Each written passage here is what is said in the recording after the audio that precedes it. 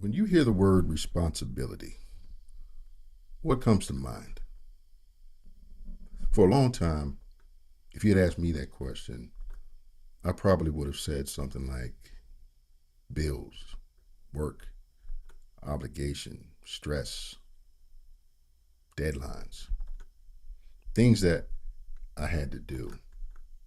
But over the years, I've realized that I was looking at responsibility completely backwards. Today, I don't think responsibility is primarily about blame. I think it's about ownership. I think one reason people resist responsibility is because they've connected it with guilt. If something goes wrong, someone must be responsible. So naturally, when we hear the word and think, who's at fault? Sometimes that's an important question. If someone commits a crime, we need accountability. If a business harms people, we need accountability.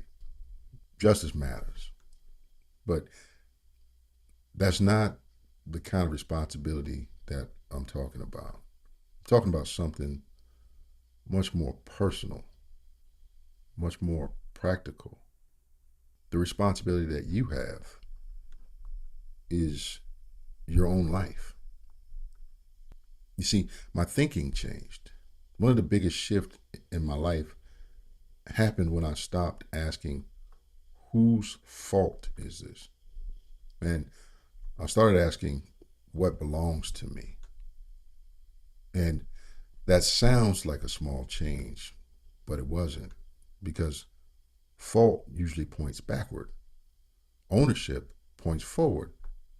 Fault explains how we got here. Ownership starts asking, where do we go from here? And that question gives you your power back. Imagine somebody hits your parked car. Were you responsible for causing the accident? Obviously not. But you're still responsible for deciding what happens next. Call the insurance company, you get estimates, you arrange repairs, you move forward. Life is full of situations exactly like that. Things happen that we didn't choose, things that aren't fair, things that genuinely hurt. And responsibility doesn't pretend those things didn't happen. It simply refuses to let them become the end of the story. I've discovered something interesting. The moment I accept ownership, I immediately begin looking for solutions. The moment I stay focused on blame, I usually stay focused on the problem. And that doesn't mean that blame is never appropriate. It means that blame by itself rarely improves tomorrow. Responsibility does. Building Black Logic Media has reminded me of this over and over again. Every documentary, every article, every book, every decision, something goes wrong. Equipment fails. Research takes longer than expected. An idea doesn't work. Each time, I have a choice. I can spend all my energy explaining why things went wrong, or I can start asking, what's the next responsible step? And I found that the second question is almost always more productive. Here's what surprised me: responsibility is actually freeing. And I know it sounds strange. You think that the more responsibility you have, the less freedom that you have. Most people think responsibility limits freedom, but I've experienced the opposite.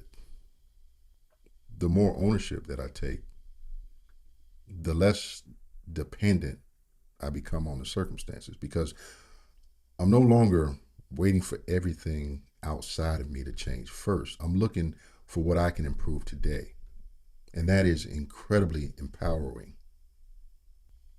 Here's something that I would encourage you to try. The next time something frustrating happens, before asking what caused this, ask what belongs to me. Maybe the answer is very little, maybe it's a lot, but either way, you've started the conversation in one place where you actually have influence. And I think that's where growth happens. One of the biggest lessons that I'm still learning is that ownership creates momentum. The moment I own something, I start improving it. That applies to my health, my relationships, my work, my business, even my thinking. Responsibility isn't about carrying guilt, it's about carrying ownership. And ownership has a remarkable way of changing your life. Thanks for spending a few minutes with me. I will see you in the next conversation.